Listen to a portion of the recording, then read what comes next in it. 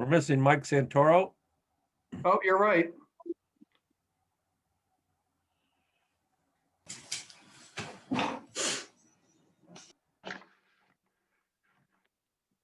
Recording and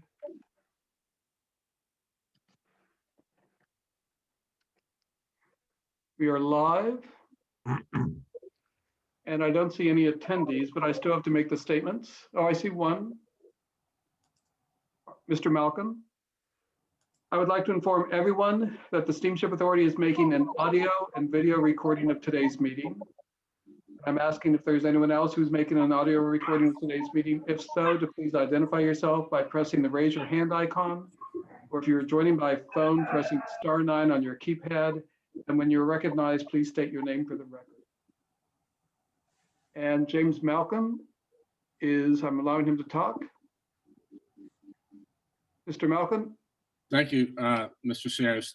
Just as a note, I tried to log in using the login provided in the meeting notice in the Steamship Authority website, and I couldn't get in. Just as a note. Okay. I've just come in via a link that I got from Mr. Cahill. Thank you. You came in as an attendee, so that should be the same link that we have on the website. The link that I clicked on the notice that was in the website took me to waiting for the meeting to start page. Because we had not started the broadcast at that time. Hopefully that's the reason. Okay, fair enough. Thank you. Okay. Thank you. All right, thank you. All right, in response to Governor Baker's executive orders concerning the necessity to conduct public meetings in line with social distancing guidelines during the current state of emergency involving the COVID-19 pandemic, all working group members are participating remotely in today's meeting because their physical attendances today would be unreasonably difficult. All working group members are participating in the meeting by the Zoom video conferencing app, and all members will be clearly audible to each other. Welcome, everyone. The first item on the agenda is to welcome our new working group member, Stephen Arujo. Stephen, welcome. Thank you. I appreciate it. And you've been appointed by the Tisbury Select Board as their second working group member? Yes, sir. Or as their only working group member? Yes, sir. Okay. Let me see.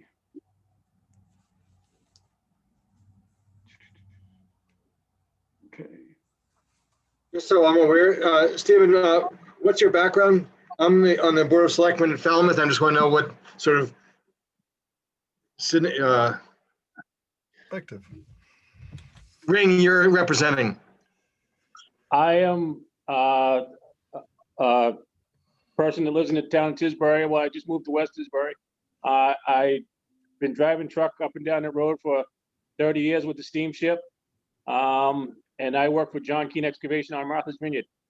So it's sort of three different things that you can be representing, which is useful to get the information both as a resident, a trucker, and someone who works on the island. Yes, sir. Great, perfect. That's terrific. All right, the next item on the agenda is hopefully the approval of the minutes of the working group's October 28th, 2020 meeting. Make a motion to approve. Second.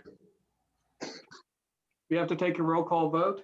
And there was discussion at the Steamship Authority board meeting on Monday as to whether Alice and I should be participating as voting members.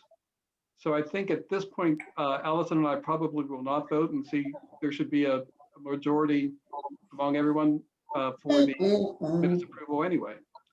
So if I could ask Mr. Cahill. Cahill, yes. Mr. Jones. Jones, yes. Mr. Morrow. Morrow, yes.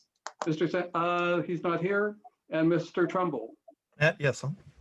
And Mr. Arujo, are you going to abstain or are you going to vote yes? Yes. Okay. You're entitled to. Yes, sir. The next one is the approval of the minutes of the working group's December 9th, 2020 meeting. Motion to approve. Any discussion? Is there a second? John second. Okay. All those in favor, Mr. Cahill, Cahill, aye. Mr. Jones, Jones, aye. Mr. Murrow, Morrow, I. Mr. Trumbull, Nat, yes. and Mr. Russo. Russo, yes. Aye. Next item on the agenda is the update on the Steamship Authority's enforcement of its policy against early arrivals of early morning freight trucks, as well as its enforcement of its other noise mitigation policies. I sent out a chart of the emails we sent out. I'd like to try to share that on my screen for you.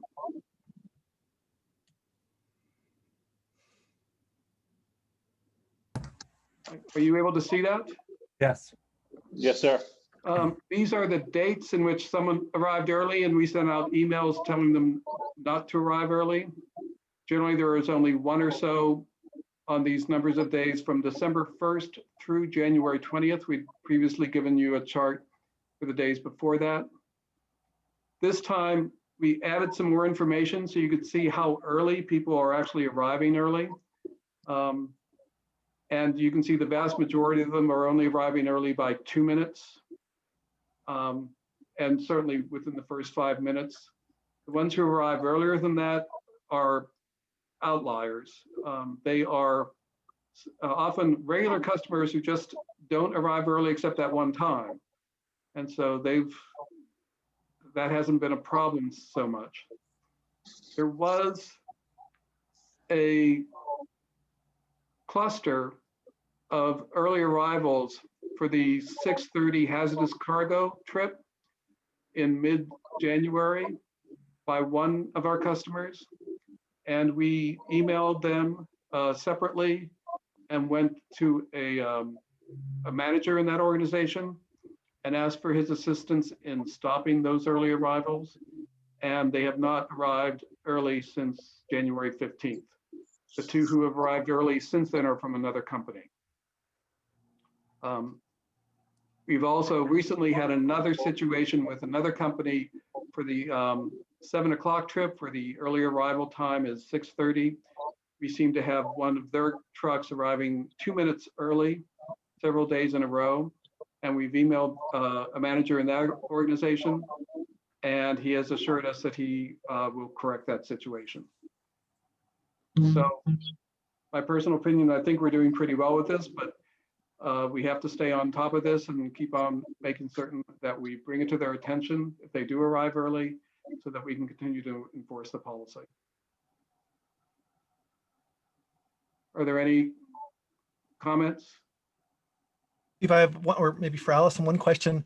Now, are you sending, what is the rule about, are you sending trucks back if they're, for example, 39 minutes early, or you're letting them stay? I'm just trying to get a sense of what your instructions are to the ticket shed. Yeah, 39 minutes early, we're definitely telling them they need to leave and come back.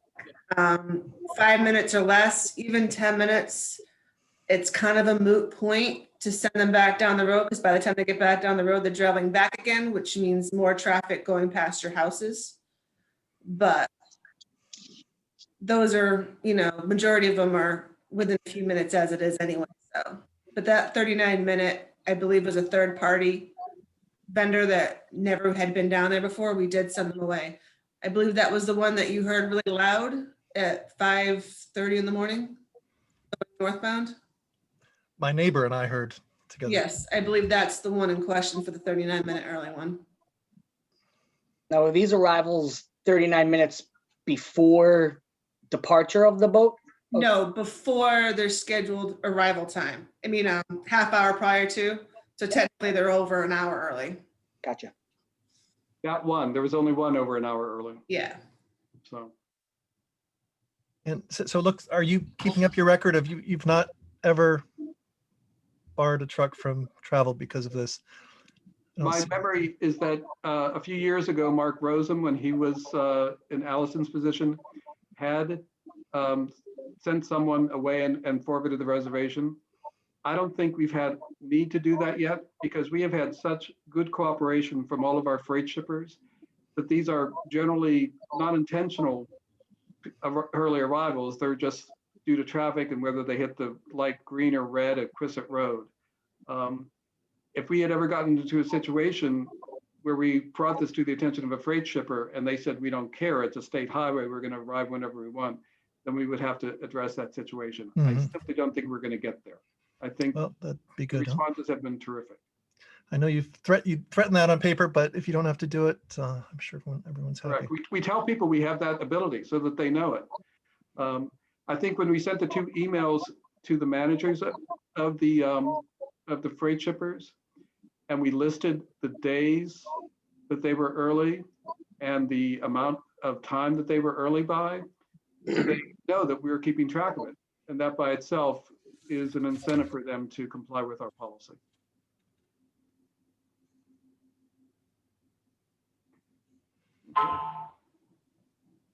We had another instance last week, I think, the other noise mitigation policy we have about backup alarms at the terminal. Nat had emailed us about that at the time, and that I think was a single aberration because one of our customers arrived with a truck that was larger than what they usually have, and they tried to stage him when they had difficulty. But have backup alarms been a problem? They used to be a year or 2 ago, but my memory is that Kevin Smith really worked well in making certain that the trucks don't have to back up in order to be staged. Allison and I spoke about this last week by phone. Is it better? Yeah, I mean, mean, I feel like I'd be collecting random memories. I'm just not sure. I'd like to think it's better. Okay. And then it depends on if we're comparing. You've got your first boat is a 6 a.m. now, so we were. It's when the 5:30 boat starts that we really get those early backup beeping. Let's keep an eye on it. I'm not, I guess, ready to answer. Right. We are keeping an eye on it. I just want to make sure, because that's the only complaint that I remember receiving about backup alarms since we started the working group. yeah. And the problem years ago was when we had one of the freight boats on at 5:30, in which the trucks had to back up onto the boat, and therefore they had to use their backup alarms. And we've changed that so that for the 5:30 freight leaving Woods Hole, it's only a drive-through boat. I definitely remember that, right? Okay. So I just want to make sure that we don't lose sight. If this is an issue, we need to know about it. You know, one thing I hope we'll hear from the architects at some point is whether or not your longest trucks that I think are on the 6 a.m. sometimes as well, when they pull into the wall above the ticket shed, they have to, for some reason, they all back up 5 or 6 feet. Steve could probably explain why. It's mostly when they park against the freight. Against it, right? Or the other one. I just wonder, is that up? It just seems inefficient. They're backing uphill. Some of them, they're loaded, right? Steve, there's probably a good reason why they do that. I wonder if the new configuration would require it. It seems like an odd thing to have trucks doing in general. My understanding, and actually Kate asked this question of the architects at Monday's board meeting about whether the design of the new terminal will require trucks to back up in order to be staged. That was one of the goals of the new design, is so that they won't be required to back up. And if you remember, I don't know whether you were at that November 2013 community meeting that we had, the first iteration. That was one of the biggest complaints we got at that meeting. And that's why we changed that. And I know the concept design for the new terminal, and now this current design for the new terminal has that in play, so that they should not have to back up in order to be staged. They changed the staging design for the trucks at that point. And yeah, it's going to be more of a compact area. Compact area. Oil shed used to be. Right. And so they should be able to drive right on the boat. There's a second backing up that I think still takes place basically against the garbage dumpster, Right. or next to it. Is that going to be? I mean, it just seems. I guess I know space is a premium. It seems like an odd thing to be doing when you're trying to get the boats in a completely different direction. Correct. That's when they back up against the fence there, right by the dumpster. No, they won't be staging at that angle, when I looked at the plan the other day, they will be staged that they are facing towards the water as opposed to sideways. So they don't have to back up against the fence. And by the way, those plans, there's going to be some public participation in that, I think at the 30% schematic design level. So that's going to be within a month or two. So you can look at those plans at that time. John, people have to jump in. I'm not good at this. All right. Well, I will. You know, that previous chart where you looked at the people that were the truckers that were not in compliance. If it's easy, it would be interesting to see what percentage of the people who are truckers that are on time versus the ones that are not for each boat. Because I would assume that we're talking about a higher than a 90%, 95 maybe percent compliance. I think so. That last chart was over a 50-day period, and we had fewer than 50 trucks that were early. And we carry more than one truck a day. So could that data be expressed without doing a lot of work? You want it on the Well, maybe a summary. Those who are on the bulk freight list. I'm sure we know, we could probably determine for an early truck whether or not that shipper is on the bulk freight reservation list. Okay. That would be easy to get. It would probably be more difficult to compare that with the total number of trucks that don't arrive early. Although we could probably get that information too. You know, it just seems like if you want to look back a year from now, compliance, what percentage of compliance is it, you know, going up or going down? Right. We would need numbers. The sense is that the compliance is going up only because Right. we have far fewer emails going out. So. Yeah. All right, moving on to the next subject. The update on the emails received at our whtraffic@steamshipauthority.com email address since the working group's last meeting. I sent those out. Allison, I think, has responded to all of them except the one sent to Bob Davis. And that one sent to Bob Davis was generally about the amount of traffic in Woods Hole as opposed to a specific incident. Allison did respond to the truck that was racing through the stoplight at Quissett Road. She responded to the other one about one of our shuttle buses speeding, and she was able to determine that and get back to that person, that Woods Hole resident. And what we have talked about, and this is for these emails, that beginning in February, after we get some of this COVID-19 problems solved, as you know, we have reduced our schedule beginning, I think, January 16th, because what happens is that whenever you have a crew member test positive for COVID, you have to isolate the rest of the crew for a certain period of days, and we have difficulty getting substitute crews. But it's not, and that's what makes the newspapers, but what doesn't make the newspapers is when someone from the parking lot or a shuttle bus driver tests positive or a terminal employee tests positive. And that's what Allison has been dealing with as director of shoreside operations, as well as changing all the reservations because she's also in charge of reservations. That's part of her jurisdiction as well, whenever the schedules get changed. So we have talked, and beginning in February, which is just around the corner, she is going to be going out to the Woods Hole residents who have told us about specific noise issues based upon our customers.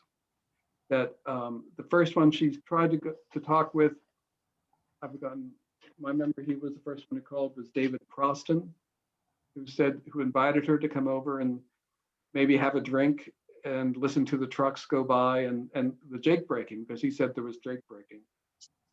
She has emailed him several times asking, following up on that, but she hasn't heard back. He may be a seasonal resident for all we know and may not be there at this time.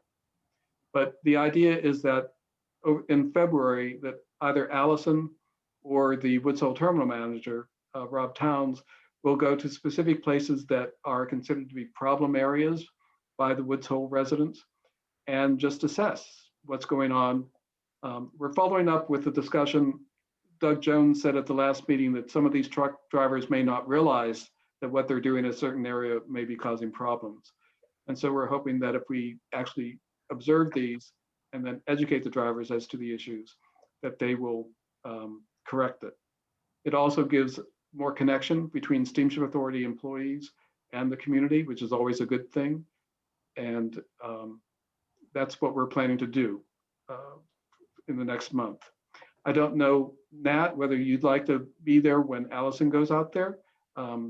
Were there anyone else that you would be invited to go out and see what the situation is? We've talked about, Nat and I have talked about the issue of the sound monitor, the decibel monitor. And my choice for, instead of spending $5,000 for a sound monitor, is to have a consistent, an app on each of our cell phones that is the same monitor. And I got a recommendation from a friend, that usually happens, who knows a lecturer at MIT on sound design, who gave the recommendation that one of the best cell phone apps is DEP Pro. And apparently that's used by over there, DB Meter Pro. I've downloaded it or uploaded it, that shows my incompetence, but I've done it to my cell phone and it cost $2.22. And I think that type of app, I don't think we need to have the exact information as to exactly what decibel. It doesn't matter whether it's 92 or 93 decibels. It matters whether it's loud. But that we can always use that same app. It's a consistent application if we all use it, and we can go out and just measure it. And that's what Allison will have when she's out there at all these residents. And it's far less expensive, and I think far more versatile in order to go out and just physically there. Because when Allison is there and uses it, she probably can identify each truck by the noise it makes. She probably knows them after all these years. So I used to, actually. We all know that. And so we think that's going to be the most effective way. It's a little bit less efficient than just putting something out, possibly, because it requires personnel. But I think the benefits of having our people out there in the neighborhood and hearing what the neighbors are hearing and talking to the neighbors is going to benefit everybody. So that's what Allison and I had talked about, and we hope to plan beginning now. It's already next week. The other ones that we've discussed, and I don't know, my memory from the hearing is that there is a woman who lives on Locust Street who complained about the noise, invited us down. So she would be a candidate for us to contact in order to go out, even though we haven't received the emails from her recently. And also the manager of the Sands of Time also mentioned that. So these may be good candidates for us to go out to. And I can follow up with Nat. Allison and I can talk to Nat about specific people that are interested. And I know that Jonathan Goldman also has talked about a particular driver who comes down at 9:30 in the morning. And we haven't followed up on that yet. So that would be a good one to go there. You know, a question, when you go out and do those visits, wouldn't it be helpful if you got somebody from the town of Falmouth that was involved with enforcement just to hear it as well? Whether a community relations person, doesn't have to be a police person, but somebody who's involved in the law enforcement aspects of Falmouth to be present so that they could hear firsthand what the residents are saying.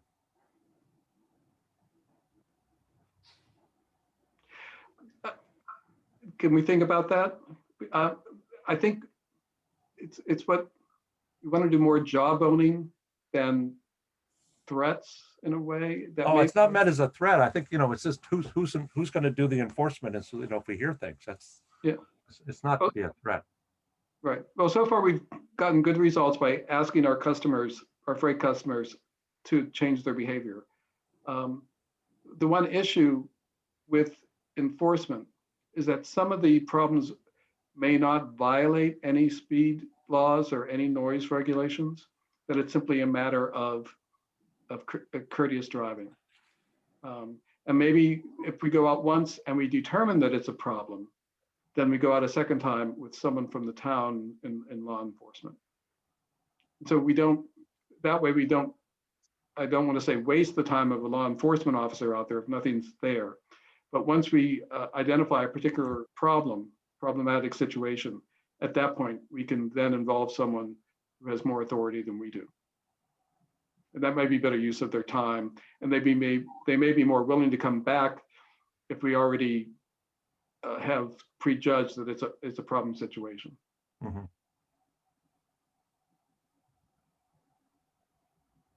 Is Allison in agreement? Is that Yeah, all I right? mean, that's This is fine. tough. This is tough duty. It's dark. It's cold. Well, dark and cold is not exactly an issue for me right now, so kind of used to that one. I do hope you'll use that app. Again, this point that we can't manage what we can't measure. Allison, when you and I stood out there the other day and watched one of the Bruno's trucks go by, we each said to each other, well, that sounds noisy. And I think the second one was noisier, but It wasn't the Brunos, it was a different truck. It okay, was it's Carol's, excuse me. Huh? Nope, it wasn't. It was Packer. Oh, that was another time, right? I was thinking It of was that the same day. experiment. There was 3 trucks that There went were by. 3 trucks, okay. One Bruno's, one Carol's, and one Packer. And the Packer one was the loudest of the 3. Now, I remember I'm going thinking- back, I'm just finally looking at the attendees, and I see that Jim Malkin has hand up, but I think that may be Okay. from the beginning. Jim, is that hand up from before, or is that a new request? And you're on mute, so we won't be able to tell unless you unmute yourself. That was my initial, how do I get in? hand. Okay, great. All right, thank you. My new hand. I'm not good at this, so, all right. Well, Steve, if I may, my comment would be, let's try this. And especially if Allison is willing. I wouldn't, my sense is just because you haven't received an email lately doesn't mean the problem isn't festering. And so I think it's a great idea to go back a year or two. David Proston, I think it is a full-time resident, by the way, so you could. Okay, all right, I just don't know.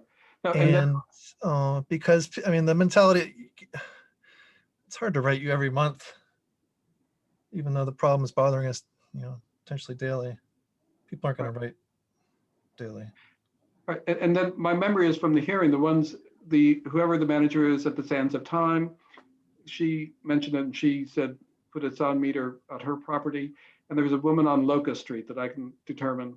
And that's a different issue. That's not coming down into the Woods Hole Village.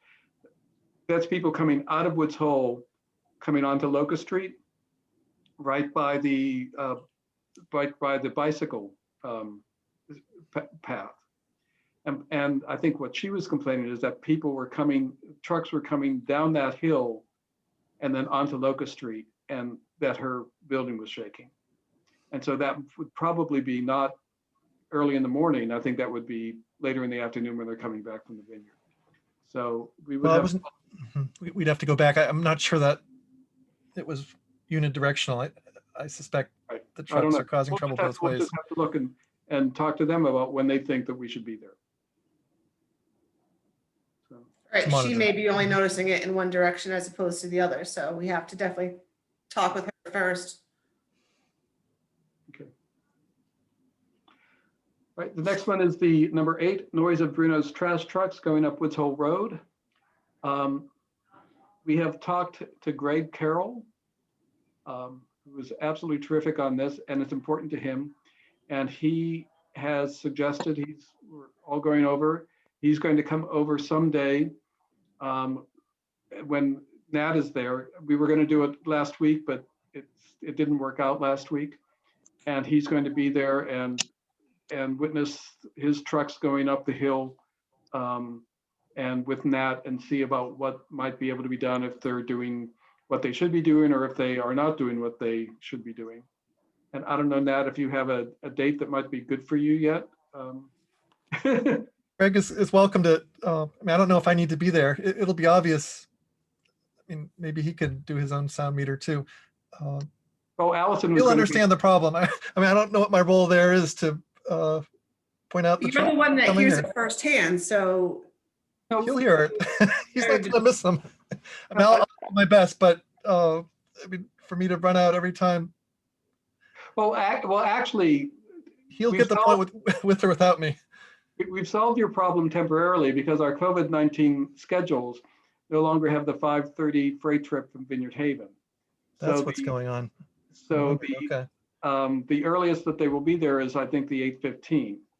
And I think, frankly, I think you would help and he would help by having a discussion between the two of you, with Allison there. She's going to be there as well to talk about it.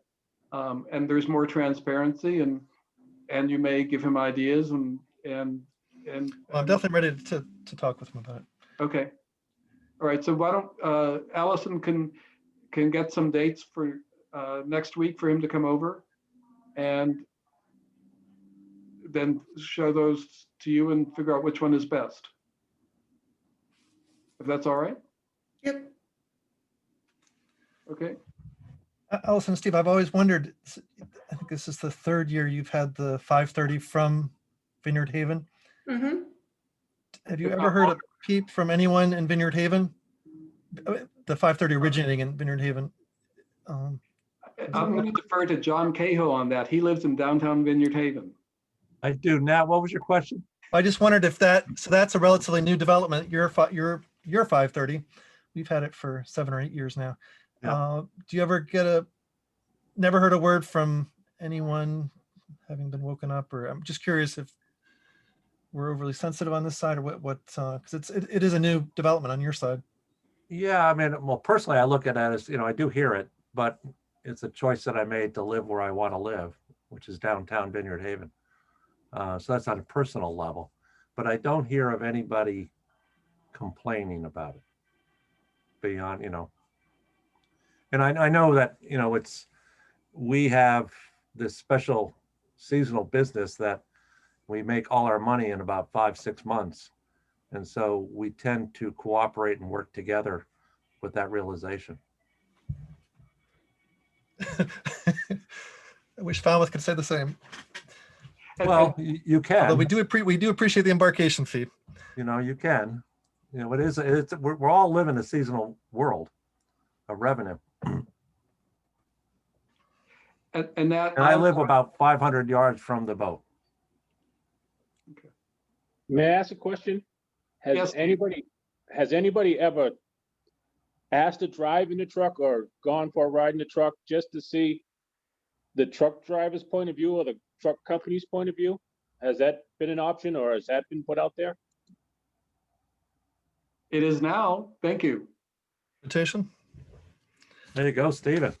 You might have the world sign up. I mean, the places you've been talking about, the bike path, I believe is the Sands of Times, the one right on the corner there.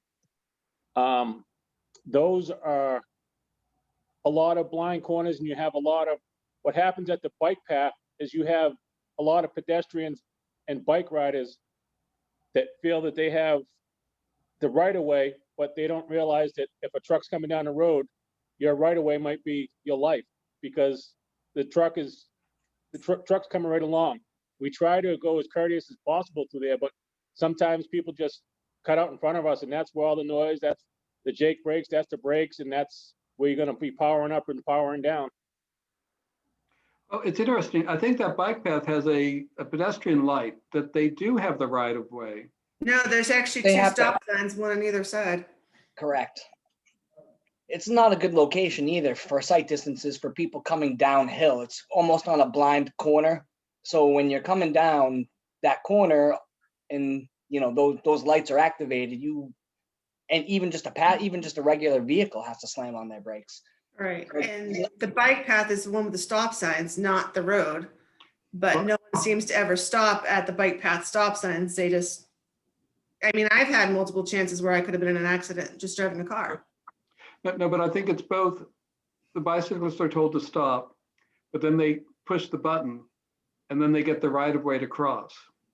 Right, but they still need to look both directions, I think is what they're trying to say. Just because it's just like you hit the button doesn't mean you get to go. You still have to look, so.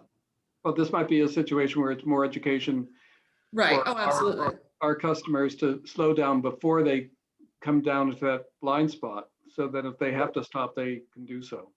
Whether it's truckers or car drivers, Correct.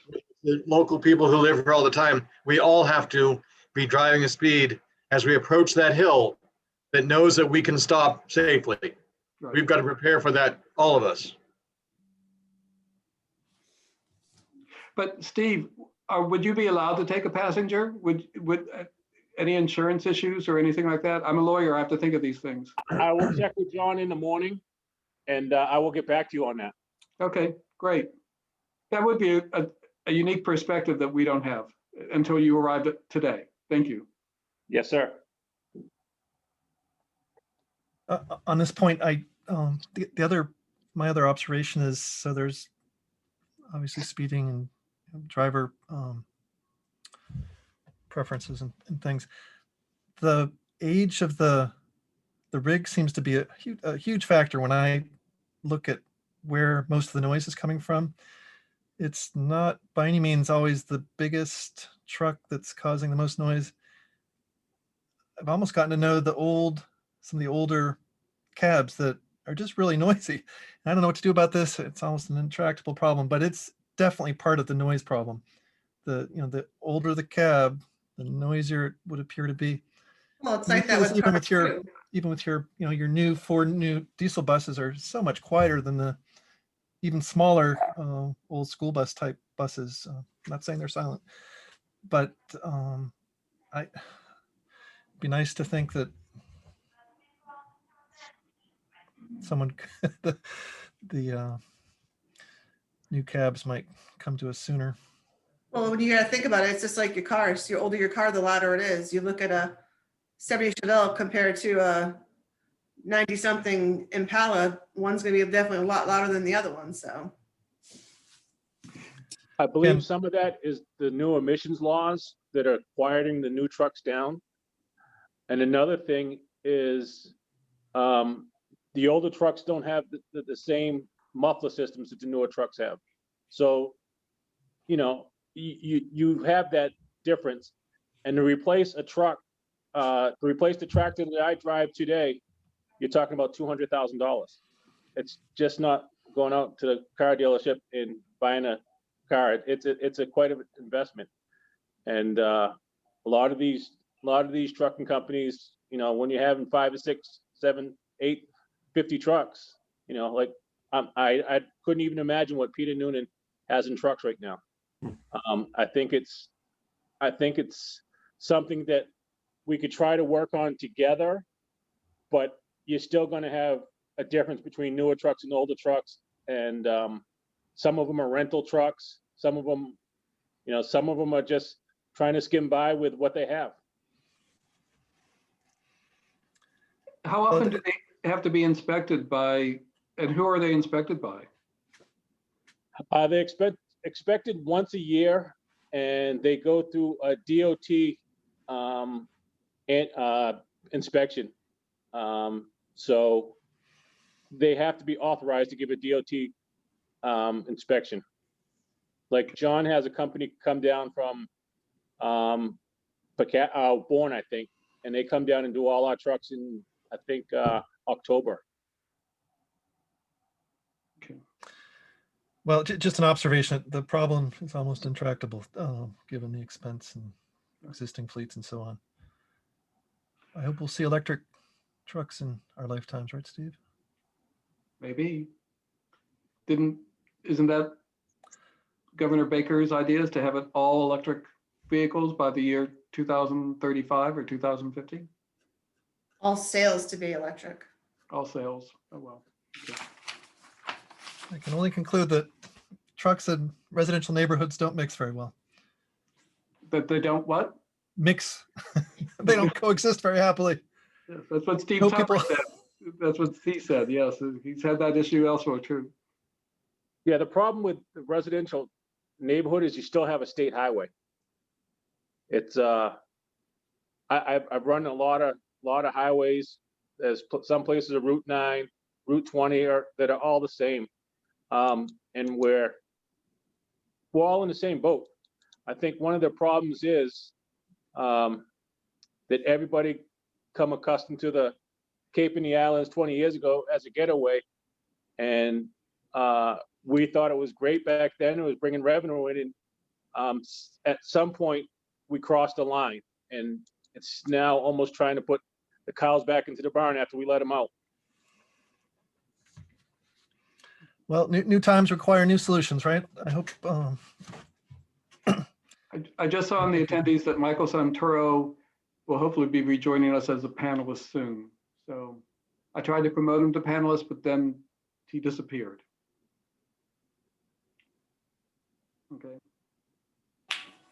So Allison will follow up with Greg Carroll on that and get back to Nat on Yep. possible times, hopefully next week. Okay.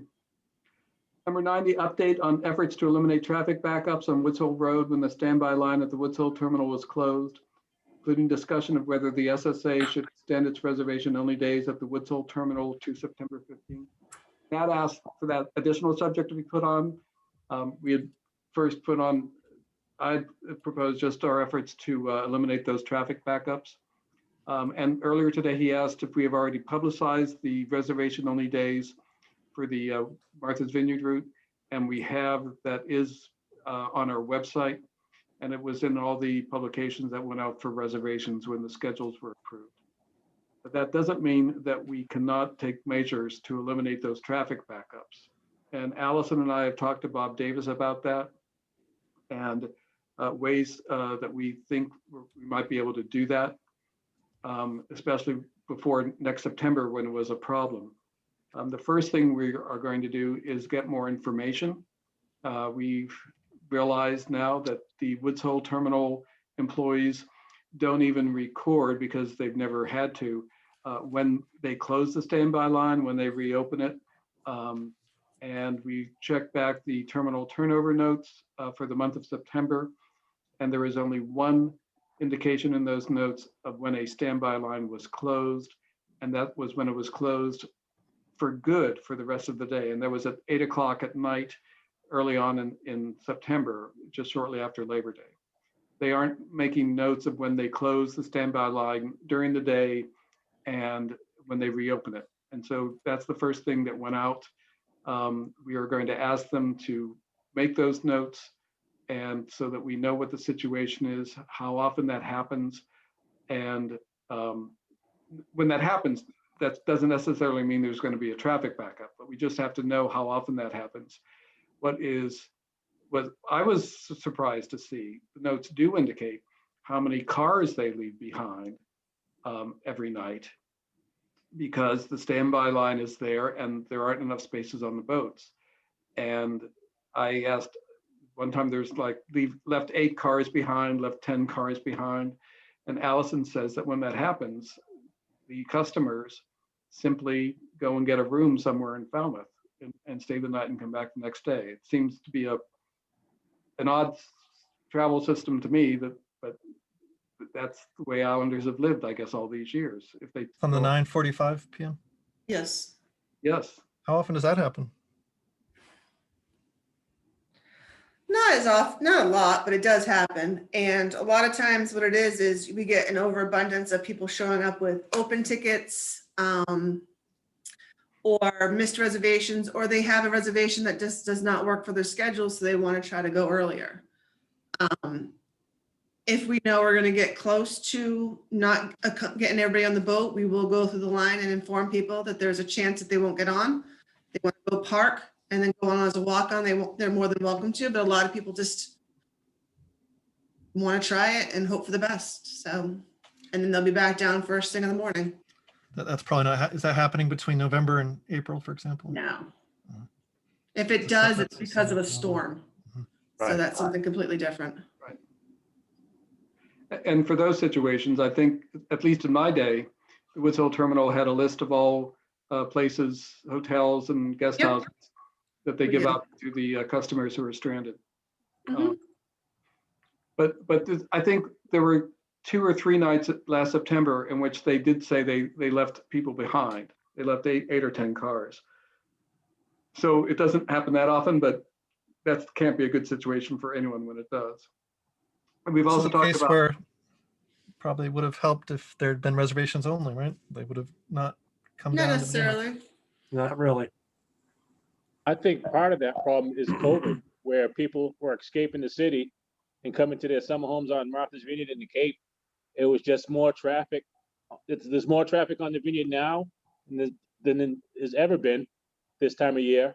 And it's more traffic in Woods Hole, more traffic on the boats. So I think COVID has a lot to do with that. I couldn't I believe the support that. October truck numbers surpassed in 2020 surpassed the October numbers for 2019. That's just a mystery to me. I'm suggesting this, but why wouldn't the reservations only situation take care of that? Because these people might not get the reservation and they'll still show up. So doesn't mean they're going to get on. But if it's a weekend, they're not allowed. You're not. People They're will not allowed to show up travel. even on reservation only days, trying to get a reservation. They know the policy. They still show up. They still clog the streets. We give them the number. We turn them away. They come back again, trying again. It's If we only had reservations ever, they wouldn't be trying that. It's only because the steamship does have times it's not reservation only. But if we're reservation only, this problem would go away. And I'm not suggesting that. I'm just saying the logic is if we had reservations only, they would not be showing up trying to get on. well, plus with the reservation only, we still have Blue Line, which is the Islanders version of a standby line. So we're still going to have people showing up, trying to get spaces as well. So there still I've is a never heard standby. this. I don't dispute that having reservations only would help that situation immensely. That's why we've implemented it on Thursdays through Mondays during the summer and those additional days. What's the But blue line? and we still have the blue line there. That's for residents. What is that? The resident standby line. Well, that's actually 50% of your traffic or more probably on We winter. allowed 15 spaces a day to go Blue Line, but it's up to the agent's discretion if they want to increase it during the course of the day. Could these traffic situations be all blue line people lining up? What was that? Could the traffic situation we had in September be all blue line people? No, Could it? Highly doubt it. no. Could be though. I don't think so. It could be a couple. I mean, there's going to be a few in there, but not the majority, no. I guess it's a little disconcerting to find out about this as being a potential contributor to the problem, but never being discussed before. I was in Well- that line. I Yeah. was waiting to get on a boat when they were turning people away, and there were a lot of out-of-state plates that were being turned away, and a lot of people also were not following the direction of the people in the booth. I mean, I saw people literally drive over the sidewalk and bypass the line and the booth trying to sneak by. So, Okay. I mean, you know, And Doug, I know Doug, we did talk about this 2 meetings ago, this exact month of September. And I think the group, what's that? The blue line? Well, the I've blue never- line and the whole problem Blue with line's, you know. standby. I've never heard the expression blue line before. That's actually, I didn't know that either. Yeah. Right. Well, Well, unless you qualify for the excursion program, no one does know what the Blue Line is, so. But isn't that a third of your customers or? No. But those are the people that know about it. We do not have the blue line when we have regular standby. right. We only have the blue line on reservation only days. And it is just a little escape valve for the residents. It's limited to 15 spaces per day. It could be expanded if they are able to process those 15 people quickly. And so there's that reason there. That's just to give the residents some more flexibility in their travel, which they need. But when I go back to, we had the discussion, this past September was a unique year with COVID. And what Steve said and John said, we had never had this problem in prior years since we started the reservation only days, Thursday through Mondays during the summer, plus a few additional days around July 4th, Memorial Day and Columbus Day. And the question is whether this is something that's going to be every year or something that was only last year and will go away. And then the island residents can still have their standby travel, which they value and cherish greatly. Our goal, I think, our goal here is to eliminate those traffic backups. And I think we can do that while maintaining standby and changing the way our standby procedure works in an administrative way at the Woods Hole Terminal. Allison and I have talked to Bob Davis, and he doesn't want these traffic backups either, and he wants to figure out a way to correct it. Well, what we're learning, and we're learning more about it, is that they close the standby line during the day, which is what Mike Morrow and Doug Jones talked about. And then they tell everyone to come back around the same time. That is generally when they have possibly, I think, 5 lanes of staging vehicles for standby. And when they reopen it, they generally have 3 lanes open. They've already gone through a number of the standby cars that arrived before they closed it. Those reopening times could be staggered for when people come. They could be given, we talked about having people giving numbers like at a deli, could only be those people who arrive after the standby lines. We're still having lots of discussion. We're trying to get the fact information from our terminals as to how, pardon? Sorry? Okay. We're trying to get all the information and make a good decision to eliminate those traffic backups and making certain that the island residents still have the flexibility of travel. John? Mike Santoro is trying to get in. I think he's as a participant right now. There he is. Steve, one correction. So because I'm reading the standby rules. So the Yes. reservation only periods are Friday through Monday, 4 days. They don't include Thursday. So we Okay. are allowing Friday. Yes, it's standby Tuesday, Monday through Thursday. Sorry, that was my mistake. So when Selectman Jones asked for Thursday. an extension through September 15th, you now have it through September 6th, and the 7th I see is also reservation only. So it was like 3 or 4 days he was asking for of additional reservation only. I mean, to me, that seems like that's practically peak season these days, through mid-September. Well, I just wanted to make the point, he wasn't asking for half a month. It's like 3 or 4 days. No, but we had talked about that. We had already publicized all these dates already in all of our reservation forms. So the best idea is to correct the traffic situation this year and then see if that works and then assess the standby availability reservation only days at a later time. I think we can fix the traffic backup situation without creating more reservation only days. And trying to do that only pits island residents against Falmouth residents. If we can get both, I don't see why anyone would have an objection. I do like the idea of you're keeping track of how many standby requests you're getting and how many you're having to That's turn what we away. have. Because when you say there was no problem in the previous years, how can we be sure of that? Well, we haven't heard of it. We Well, aren't aware of it. again, just because Well- we're bringing it to your attention this year doesn't mean it wasn't happening before. Fair enough. That's fair enough. We just were not aware of it. But now it's being brought to our attention, so now we're addressing it. I think another problem with the standby in September was, I hate to bring the COVID up, but the steamship had a turnover of new employees that they were just training in the traffic booth. And the senior guys know how to rotate the cars through. The newer guys are learning the system. So it's taken them a little bit longer to process it and get the cars through. And another thing is, people just aren't listening. They're going to do what they want. And that's one of the major problems we have everywhere. They think they're special and they're just going to do what they want. If they want to show up at the steamship, they're going to show up at the steamship, no matter what you say. But we're going to work to address it. Well, if you can collect those numbers, you'll have a very good idea for future years, what Correct. parts of the year, what times of the year, there's just no chance of them getting on standby because it's so oversubscribed. Right.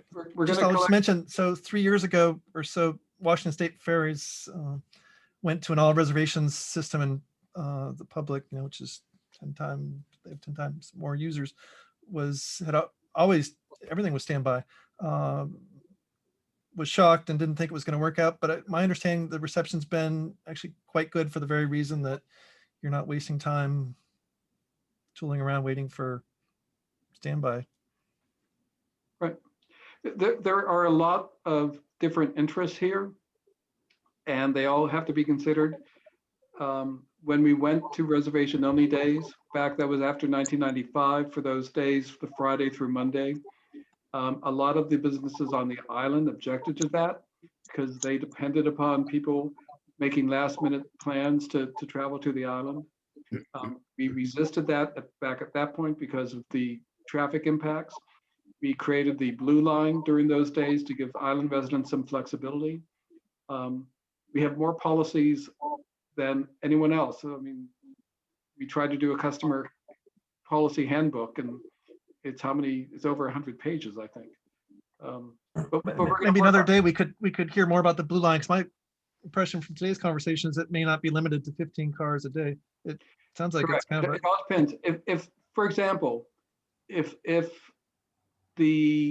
on a Sunday, there are island residents, and they have to be excursion? They can be preferred customers. They can be preferred customers as well, which means an island resident. If 15 people show up and they're all taken on board the boats by noon, then the terminal manager may say, okay, I'm going to let another 15 people come in. And there's no reason not to do that if you're going to be able to get them on the boats and back to the island by that time. So Well. there is some discretion, but the maximum number, I think, at any one time, is this fair to say, Allison, is 15? Correct. Okay, Well, But they can also turn it off at any point in time too, if. right. sounds like every incentive to show up and wait. So could I ask Nathan, what's the problem with the cars? The cars are backing up to the dome, and in the wintertime? emergency vehicles. September? No, this is summer only. We're just talking Oh, about. summer? But the through- blue line doesn't exist in the summer, correct? No, it does, Yes, during it's a big- reservation only days. During reservation only. So it would be in the winter, you don't? No, the winters. It doesn't back up in the winter, so this is summer only. Okay. Our goal is that you don't hear about traffic backing up to the dome due to the steamship authority. Right. That's But that backing up to the dome was in September, right, Nathan? correct. That's right. Yeah, I but think through the I summer. wanna go back But to- I but think we- but through the summer. I think we just have to be careful, and we've all said it. I don't want to keep repeating it, but I think September was an odd month, and hopefully we won't see that occur next year. And we may, but I think it's all related to what Stephen said earlier, is COVID. We see it here on the island every day. I mean, the amount of out-of-state plates you're seeing this time of year compared to this time last year, it's amazing. Amazing. Plus, September was our first month that us as islanders could get off the island to go to our doctor's appointments or in Falmouth and places, and also as being able to just do our shopping. So it was sort of like the relief valve to go off and go do things for the first time in a while. I understand that September was odd. I think this next September will be odd also because of remote work. I think you're going to find on the vineyard way more people even after COVID who are going to be staying on the vineyard than you guys ever remember in the past. You could be right. It's already happening, You could yeah. be right. Well, hopefully this year, and if it does in the next few years, those people are set. They won't have to, come in September. They'll already be there. Well, they're still going to want to come back and forth a lot. I just think that it may end up being, this is where my concern in September is you're going to have a lot of transportation back and forth, kind of like the summer months in September. It is the nicest time to be anywhere around the Cape. And that's the reason why I'm just concerned at this, moving the fall schedule that early into September may still be a problem. And I like Steve's idea saying we're going to check it out, but by the time you check it out next September, it'll be over. No, actually, we're checking it out now. So our goal is to have revised policies and procedures in place by September so that Okay. we are doing it correctly and making certain that traffic doesn't back up. And that could be a variation of giving people numbers to come back, doing things that make better customer service. I mean, we can satisfy a lot of interest by doing things other than just extending reservation only days. And it could be, it's going to work as well during standby days during the summer too. It's not just primarily for September. This is something we're looking at Right. as a global thing within the company. So During the summer, I think it'll be useful. I think right now you won't discover much because there's just not enough traffic to be a problem, but. Correct, but we have to get them used to putting down the information and looking at it. I Yeah, like the electronic solution. We talked about that for Hyannis. I know there are problems, but I hope you could pursue that. What we heard about Nantucket, why the deli system works so well in Nantucket. In Woods Hole, people generally come down, get in They go home. standby. You told us, yeah. No, and they stay there, which is, I'd forgotten this. Bob mentioned it to me. And they stay there until they get on the boat. So they may stay there an hour, 5 hours, whatever. On Nantucket, the old standby system was because we had so little space on Nantucket and we had the high-speed boat coming in, all the people around. The standby customers used to have to go to the Nantucket terminal, get their cars there, get their in standby line. And if they didn't get on that boat, they had to leave and then come back for the next boat. So they just couldn't stay at the terminal for an hour or two. They would have to physically drive away and then drive back. And if they didn't show up for the next boat, they would lose their place in standby line. So that way, the deli counter system was a far better system for them because they could simply call in now and get a standby number. But here we have a different situation where in Woods Hole, they just stay in line generally until they're put on the boat. So we're looking at all the situation. It's the end of January.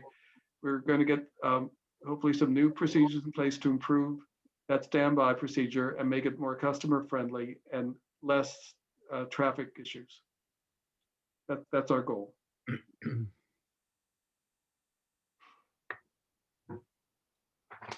Update on the possible implementation of a noise monitoring program. I think we've addressed that with what Allison and we're going to be doing, going out to the neighbors. Is that all right with that? Yep. Review of findings of SSA traffic share in Woods Hole Road in September based upon Cape Cod Commission and SSA data sets. Nat asked this to be placed on the agenda.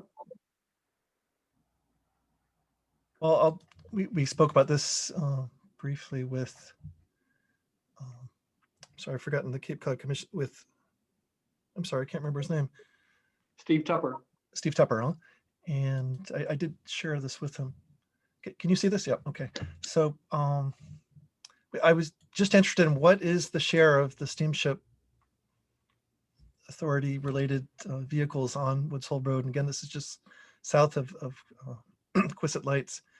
And it really, one answer is it's really highly dependent on the day of the week. So blue here is steamship.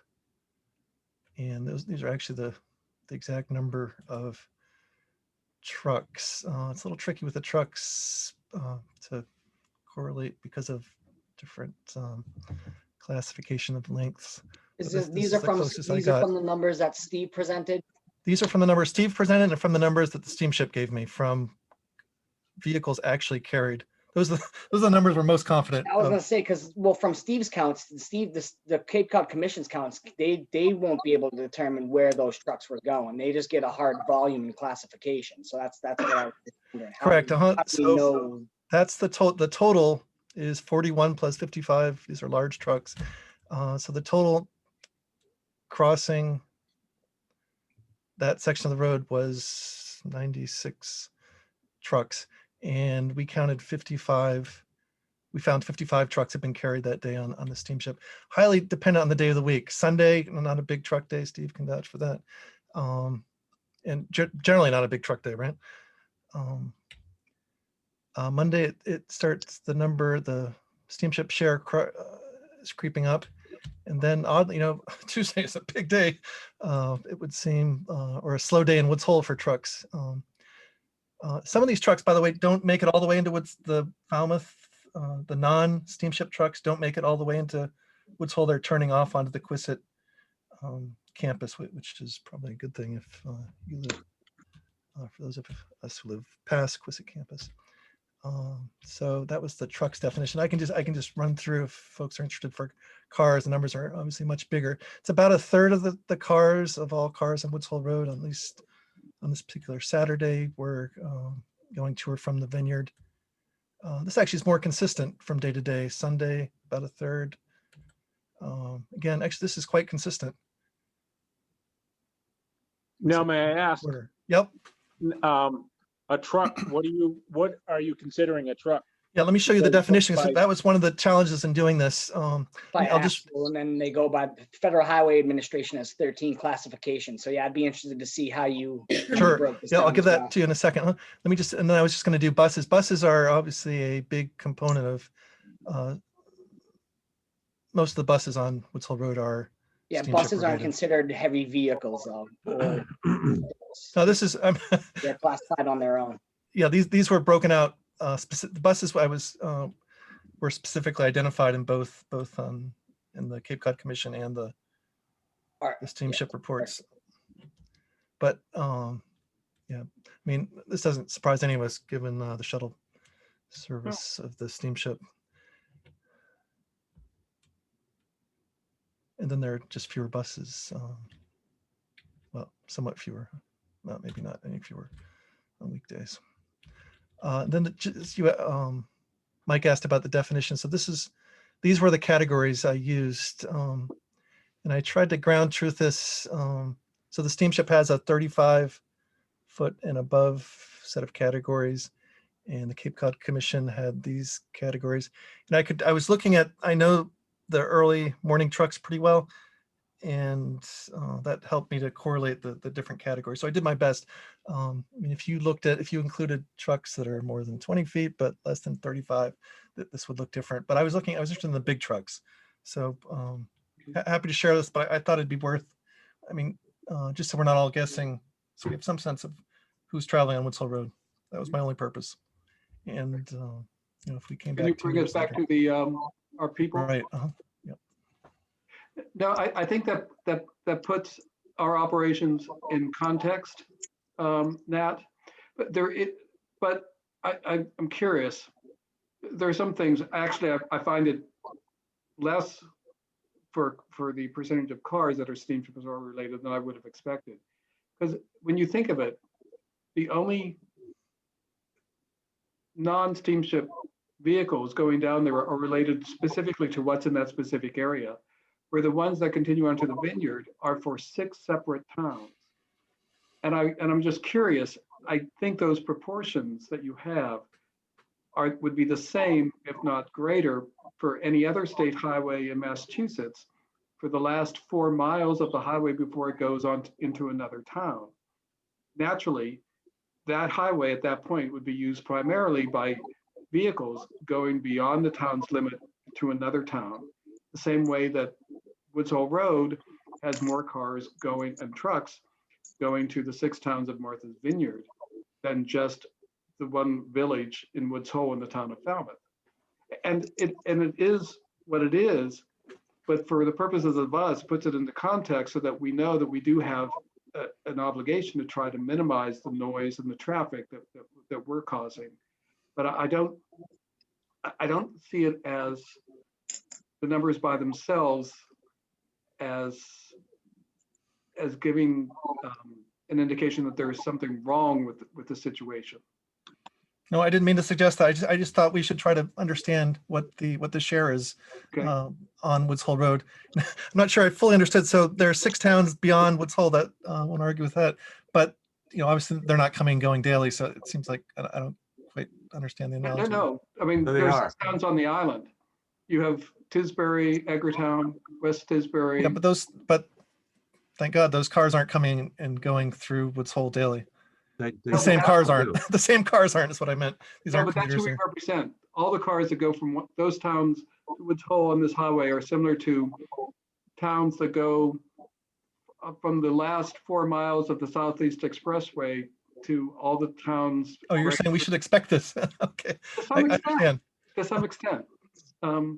But another aspect, what's interesting, and I don't mean to say but another perspective, because we can only carry so many vehicles per trip, and those are spaced out throughout the day, that means that when there are significant backups, we aren't the generator of those rush hour backups that you get in other towns from 4 to 6 in the afternoon, or from 7 to 9 in the morning when everyone is going. We can only Wait a carry. minute.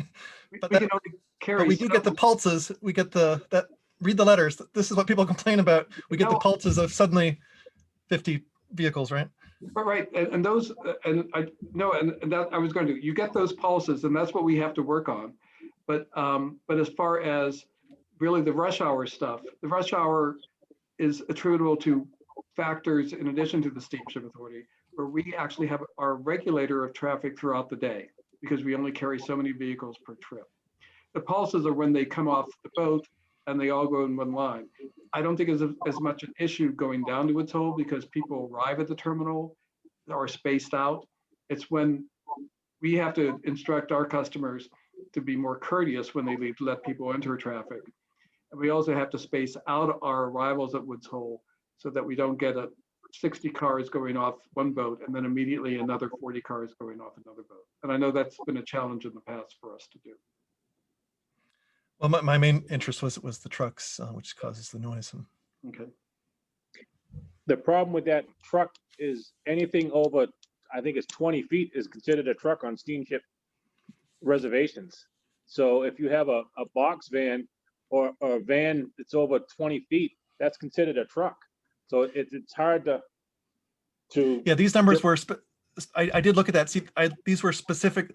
The steamship also keeps close track of every 5-foot interval, I believe, or 5 or 6 foot interval. And these were only over 35 feet. But you're right. I mean, the numbers would have been much bigger if we'd done 20 and above. I mean, there's 600, in that case, there's 600 trucks a day that come and go from the vineyard in the summer. Steve, we had given Nat information as to whether Steve probably it's a hasn't seen that, 2-space yeah. truck, a 3-space truck, a 4-space truck. By or a space, 5 yeah, right. By space. And so I assume you only put down, I don't know whether it's 3-space trucks and higher or 2-space trucks and higher. I'm not Well, it sure. was whatever is above 35 foot. I was, again, trying to match the Cape Cod Commission. Huh? Higher. Okay. All right, So thank you you, Nat. put in the 2 spaces for the that's a vans, 3 space. trucks that Steve talked about, and up. Okay. All right. The next item on the agenda is also was asked by a proposal to approach MassDOT to provide additional no speeding or similar signs on Woods.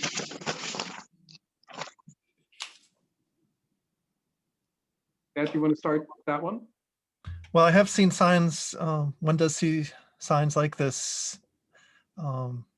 Reduce speed in order to reduce noise.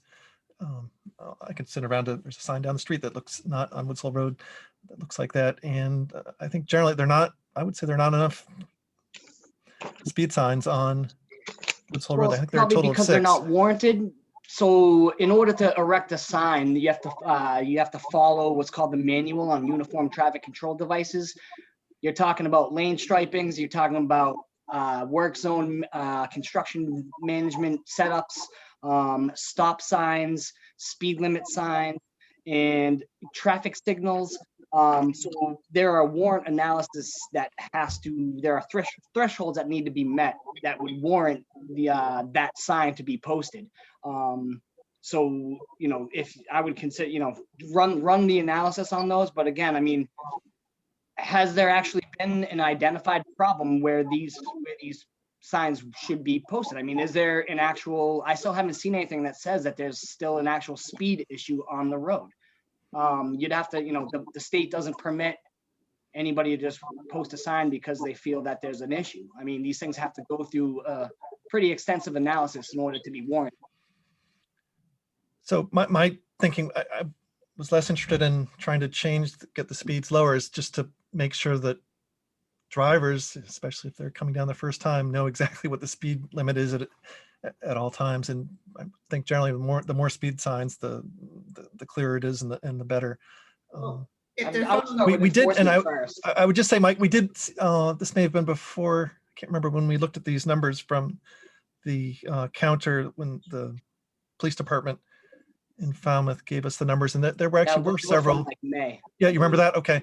Remember there were plenty of overspeed observations, right? Counts. Well, I believe the 85th percentile was only 42 miles per hour off the top of my head. So, I mean, We have to go again, back, but know, not everyone is those road- not everyone is under the speed limit, though. I think you'd agree. MassDOT when roadways are constructed, they're designed to be 5 miles per hour posted higher than the actual posted speed limit. So if the posted speed limit is 40 or 45 miles an hour, that roadway is actually designed to be 45 or 50 miles per hour.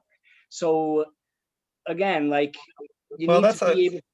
It's one day. noise It's is from what- one day, and the police department, they didn't even know which directions the volumes were going in. So any traffic professional would automatically exclude and throw that data out, because what are we looking at? Well, again, I'm not. The I'm Cape less Cod interested Commission, in- the Cape in- Cod Commission can assist you guys in running those analyses with the MUTCDs. Uh-huh. Well, again, I'm less interested in the formal following the rules or not following rules. I think the more Well, in order to get that done, you have to follow the rules, though. That's what I'm trying to tell you. Well- Could I ask something here? Mike, you mentioned a manual that none of us knows about except professionals like you. Is it possible for you to give that manual, and I can look at it and also have Nat look at it? We can just see what would be required for that. Well, No, Cape I Cod mean, no, Commission- I mean, that would be, no, I wouldn't be willing to do that. I mean, again, it's Okay. not my job Woods Hole is not my jurisdiction. You have the Cape Cod Commission. The town of Falmouth has a planning department, correct? Why is there nobody from the planning department? Do you have a town planner here? There's not one person from this department on this group or has attended. Again, Steve Tupper was very clear the last time that these things go through a process. Until that goes through the process, you can't go out there and start doing data collection and start presenting it as fact. You just Okay. can't. That's fair enough. It's not your jurisdiction, so. Can I just bring up a point, Nate? And as chairman of the Roads and Byways in Oak Bluffs, I learned a big lesson. Everybody wants to do signs, and then you start putting them up and it changes the whole character of the neighborhood. And you've got a nice rural road there. I don't know how far you want to go with signage, but that's something the neighbors should be involved in, also the people who live in that area. How much signage do you want? Because then it starts looking like it is a state highway, but how far do you want to go? Can I just say something really simple and stupid, which you're probably all gonna laugh at, but how many of us actually use our GPS when we go places, even if we already know where we're going? Majority of us do. And I'd say 90% to 100% of those GPS units tells you the speed already on those units, and it'll tell you when you're speeding. And I know myself, I ignore it half the time. Yes, I'm guilty for speeding, but Never on Woods Hole Road. never on Woods Hole Road. Never. Never going by Nat's house. But that's Like what I you mean. told us last time that there aren't any police, so why would anyone follow the rules? No, You know, I that's- just want to build off what Mike Morrow said before, Nate, is I think what you should do is take that energy and direct it to the Cape Cod Commission and the Falmouth Town Planners, because those guys are pros and they'll be able to give you those answers much more than this group can. There's a whole set of criteria that you have to follow, and our criteria on the vineyard, it will be different than what you have over there in Falmouth. So Mike's right on the money, and I'd encourage you to go back to Falmouth. And actually, that's consistent with what Steve Tupper said at the last meeting, that Right. these requests have to come from the DPWs. Now, what's the purpose of this committee? And this is really frustrating to hear this saying, the Steamship Authority formed this committee to try to resolve these issues, not to have Nat and I express concerns and have everyone else say, you guys, shut up, go back to your coming down. I mean, it's really disturbing to hear this. I thought we were going to work together, listen to each other, and try to come up with ideas, as opposed to saying, no, no, no. It's all we're hearing right now is, the trucks aren't loud enough.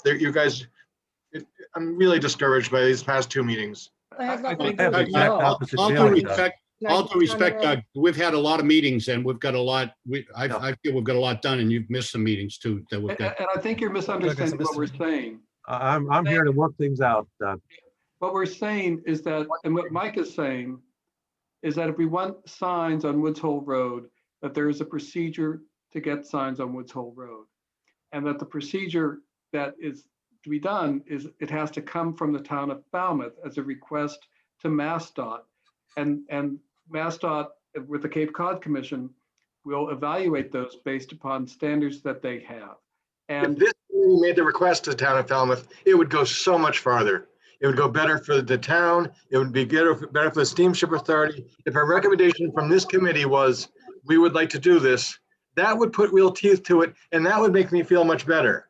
But most of what's happening in these committees saying, no, you guys, no, you're wrong to be concerned about it. No one's saying that. That's No not one's what saying we're that. saying, but Say the that. Cape Cod Yep. Commission is Not, going not to, at all. they need. I don't know how you get to that buy-in perception. as well. Mike just in said it's order not to his proceed. business. It's not, why should we be doing this? no, No, it's just No. people are gonna say, why is the transportation program manager from the Martha's Vineyard Commission running a warrant analysis on Woods yeah. Hole and Falmouth? Why did you guys not contact the Cape Cod Commission? Why is nobody from the planning department in Falmouth involved with these? Like, that's just what nobody's saying no. If the problem was reversed, you'd be saying the same to us. You But got I to think- contact the but- Martha's Vineyard Commission. It's but not I a think- question of trying to say no to you. We're trying to help you get to your end result. And I can't help you with that end Our result. result it should be our end result, not my end result. That's what's frustrating. But I'm here. And so is Correct. Mike, and so is Michael and Stephen, and we're here every have a time. history. Doug, we aren't saying that if the town of Falmouth decides that it wants to go to MassDOT to do this, that we will not support that. We aren't saying that at all. In fact, I think the Steamship Authority has been on record for that bicycle crossing north of Jones Road. That once the town of Falmouth wanted to request that MassDOT put another sign there, and I haven't been there for a while, I don't even know if it's up, that they came to the Steamship Authority in order to get the Steamship Authority support for the town's request to put up a bicycle crossing there above Jones Road. I can see it physically Well, where it is. Steve, that's just the mechanism I was hoping that we might deploy here. State agency, quasi-public approaching DOT on, as a peer. But And- that was the town's That's- request that we then supported. And I think what you heard Mike Santoro say is that if this group were to come out and say, do this, and the neighbors were against it, then we would be interfering with just look at the proper way of doing it. That's all we're saying. And the proper way of doing it is for the town do you want to ask the town planner to come in? That's what I was gonna say. We can construct a letter from this group requesting that the town of Falmouth or the town planner, highway superintendent, what have you, reach out to Steve Tupper at the Cape Cod Commission and see what they can do as far as whether it be an inventory of signage along the roadway, whether it look for additional signage on the roadway. to 6 signs, I've counted them. I just think it would be helpful if there were more signs. I don't understand the resistance. I totally don't get the aesthetics. There's a Believe me. there's a process. That's why. Well, that would, I'm trying to help you through that process, Right. but I apologize, Mike. I didn't understand that's what you were suggesting. Okay. All right. That's why we're having these conversations, so that we understand that. So the quick thing is, for the next meeting, do you want to invite, I don't know who from your planning department might be willing to come, or you might think appropriate to talk about this? Well, right now we actually have a transportation management committee. And it might be appropriate to see if we can get a representative from them to come to this meeting so that we can express these concerns to them and then have them take it on with the town planner and the DOT. Does that make sense to everyone? Sure. if that's the only way to do it. I Okay, great. Okay, hoping we we could got just there. I contact don't care. DOT, but all right. You know, sausage isn't always pretty in the making, but that's good.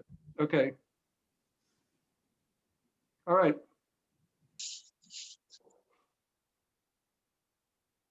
Okay, establishing the time and date. I think the important thing for the next meeting, not only for the Transportation Committee representative, but also to give a report on what will be Allison's achievements in terms of talking and doing the, going out to the neighbors. So my sense is that it would be better if she were to be given the entire month of February to do that, and we schedule this for the first week or so in March. Except that John Cahill has first Wednesday and third Wednesday for Dukes County, so that would be, we would be then free on March 10th at 4 o'clock. Fine with me. 10th, you said? March 10th. Works for me. Works for me. Works for me. I'm sorry, Steve, I got this mixed up. The other group, we do 4:30, correct? Correct. Sorry. Yep. That's for Keith. So we're gonna say the 10th at 4 o'clock? 4 o'clock, March 10th. Yeah. And we will, and Allison will be doing all the neighbors. We'll also be doing Greg Carroll. And there are other things in there that I have momentarily forgotten because I'm getting too old. But actually that date will be also tentative. I assume that hopefully, Doug, will you take charge of inviting the Transportation Committee representative? I'm sending an email to Julian right now. Okay. Great. I got a quick question for Mike Morrow. Would it be helpful to get somebody from Cape Cod Commission at that same meeting because they usually work hand in hand? Yeah, I can reach out to Steve and see if either he can attend or somebody on his staff can. I don't know if Doug Jones, do you agree? It might be helpful. Yep, I think anything the Cape Cod Commission can do to help us with that would be great. Okay. I'll do that. Mike, why don't I get Bob Davis to ask Steve Tupper? Because Okay. Let's do that. We'll keep you two separate for that. That works. Okay. All right. The only attendees are Steamship, Unknown Steamship, and Kate. Do either of you want to say anything?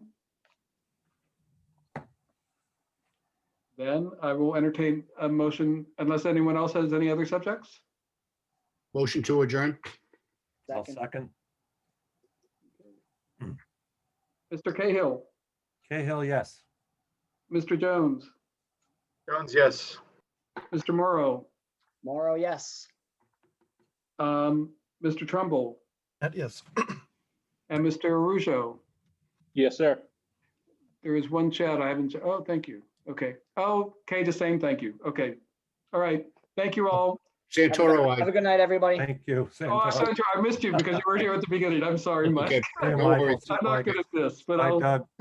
not getting Bye, any better Allison. either. Okay, thanks. Take care, everyone. Bye. Be safe. Thank you.